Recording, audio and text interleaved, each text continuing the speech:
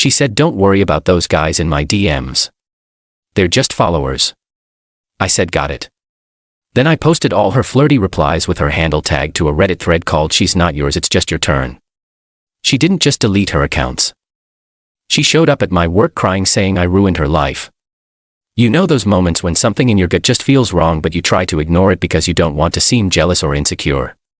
Yeah. Those moments are usually your instincts screaming at you to wake up. For me, that wake-up call came about 4 months into dating Zoe. We met on a dating app last summer. She was gorgeous. Tall, athletic, with this infectious laugh that made everyone around her smile. But what really caught my attention was how easy conversation was. No awkward small talk, just genuine connection from the start. Our first date lasted 6 hours. We met for coffee at 2 p.m. and ended up closing down a local bar at 10. By the end of the night, I was already thinking about when I'd see her again. Things moved quickly after that. Within a month, we were official. By month 2, we were staying at each other's places most nights. Everything felt right. Well, almost everything. Zoe was big on social media, like really big.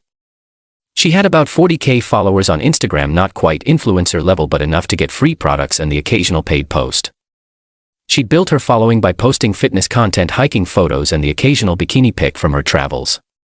I'm not the jealous type. I never cared about her posting photos of herself or having a large following. What bothered me was how she interacted with certain followers. It started with little things I noticed when we'd be scrolling through her feed together. Guys would leave comments like "absolutely stunning" with a fire emoji, or "when are we going hiking together?" And she'd respond with winking emojis or flirty thanks. Nothing explicit, but definitely more engagement than necessary. When I casually mentioned it, she'd laugh it off. That's just how social media works. You have to engage with followers to keep growing. Made sense, I guess. I'm not big on social media myself, just a private Instagram with maybe 200 friends and family, so I figured this was normal in that world. Then came the DMs. We were at dinner one night and her phone kept lighting up with notifications. Eventually curiosity got the best of me. "Popular tonight," I nodded toward her phone. "Oh, just Instagram," she said dismissively. "Some guys always slide into my DMs when I post a new photo." I tried to play it cool. "You get a lot of that." "Yeah. But don't worry about those guys in my DMs. They're just followers. It doesn't mean anything." I nodded. "Got it." But later that night, while she was in the shower, I noticed her phone light up again on the nightstand.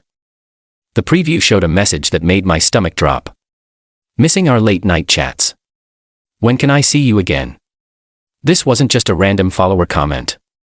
This was personal, intimate. When she came out of the shower, I asked directly about it. "Big mistake. Are you seriously checking my phone?" She snapped.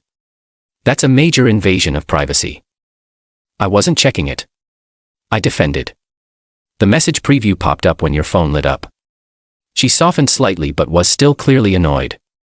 "It's just this guy who's been following me for ages. He's harmless, just a bit persistent. I've never even met him in person." I didn't push it further that night, but something felt off. Way off. A week later, we were at my place watching a movie. Zoe fell asleep on the couch and her phone, which was on the coffee table, kept buzzing with notifications. I ignored it at first, but when it wouldn't stop, I picked it up to silence it. That's when I saw a message preview from someone named Mike Jim. "Hey, you up?" Still thinking about the preview, cut off there, but it was enough to raise my suspicions, especially at 11:30 p.m. I put the phone back down, but the seed of doubt was planted. The opportunity to learn more came a few days later. We were driving to dinner when Zoe asked me to respond to a text from her mom since she was behind the wheel. She unlocked her phone with her thumbprint and handed it to me. After I sent the reply to her mom, another message came in from Chris Hiking that simply read, "Miss you. When can we?" My heart sank. I quickly closed the message without opening it fully and handed her phone back, but my mind was racing. When we got to the restaurant, Zoe went to the restroom and left her phone on the table, still unlocked from when she checked our reservation details. I know it was wrong, but I couldn't help myself. I quickly looked at her messages, finding conversations with multiple guys that clearly indicated she was meeting up with them while telling me she was elsewhere. I didn't have time to read everything, but what I saw was enough to confirm my suspicions. The next day I decided I needed more evidence before confronting her. I waited until she was in the shower and used her fingerprint to unlock her phone while she was asleep. She slept like a rock. This time I took my time going through her messages and took screenshots of the most damning conversations, sending them to myself before carefully erasing any evidence of my actions. Dozens of ongoing conversations with different guys, many clearly indicating meetups and intimate encounters, arrangements to meet up when she told me she was out with the girls or staying late at work. There were suggestive photos exchanged, though thankfully nothing fully explicit that would fall under revenge porn laws. Some conversations went back months predating our relationship, but many too many were from after we became official. After she told me she loved me. After we started planning a trip together for our 6-month anniversary. I didn't confront her that day.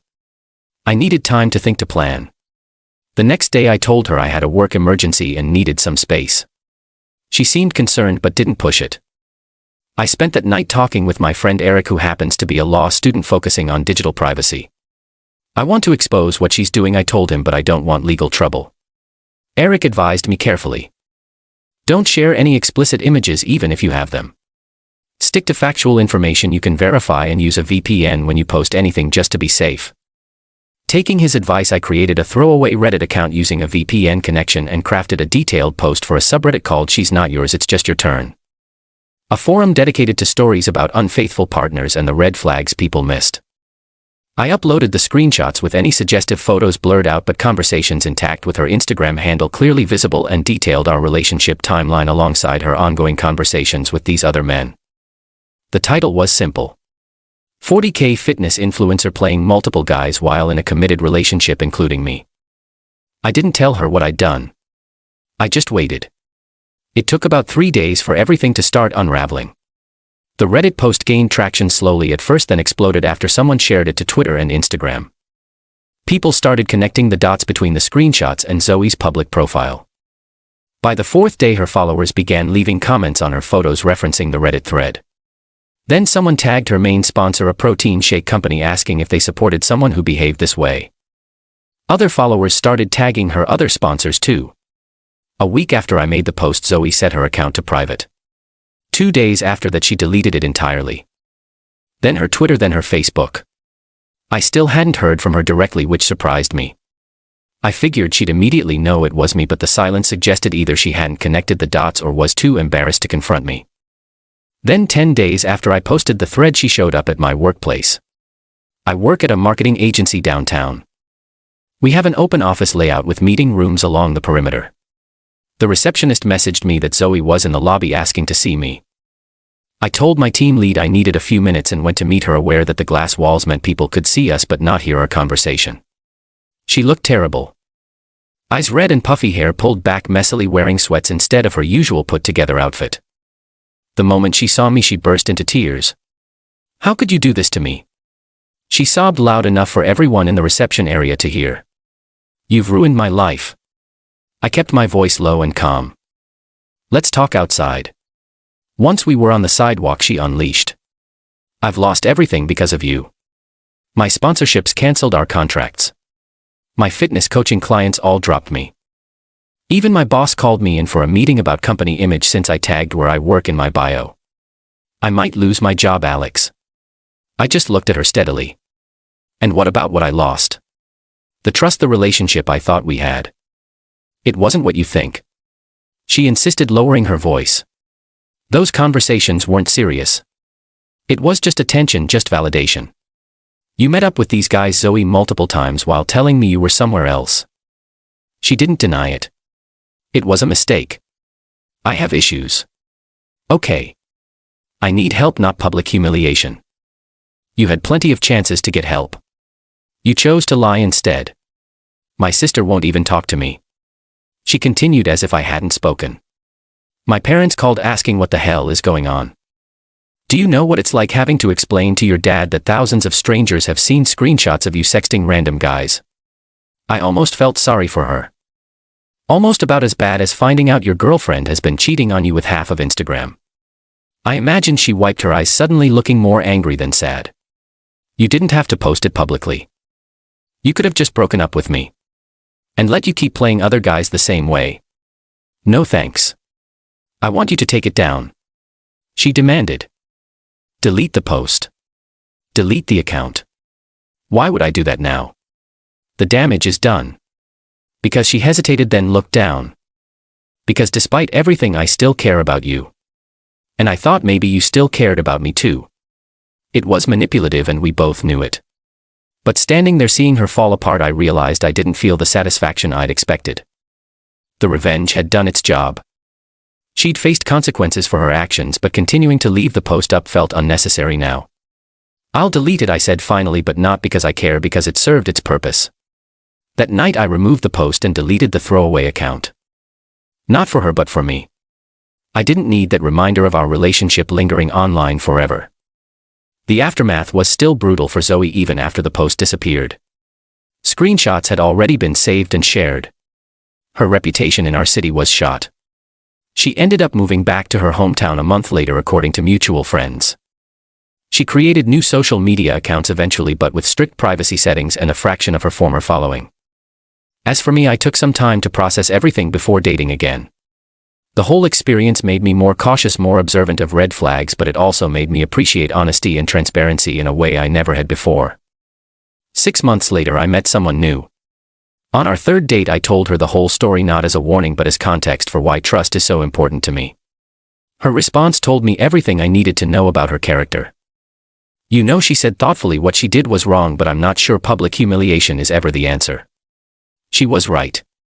Of course, if I could go back, I'd handle things differently. I'd still expose the truth, but perhaps in a way that didn't invite the entire internet to pile on. The revenge felt good in the moment, but left a bitter aftertaste. That said, I don't regret making sure Zoe faced real consequences. Sometimes people need to lose everything before they recognize what they had and what they threw away. The last I heard, Zoe was in therapy and maintaining a much lower profile online. Sometimes the harshest lessons are the ones that actually change us. I hope that's true for her. As for those DMs, she told me not to worry about, trust your gut always.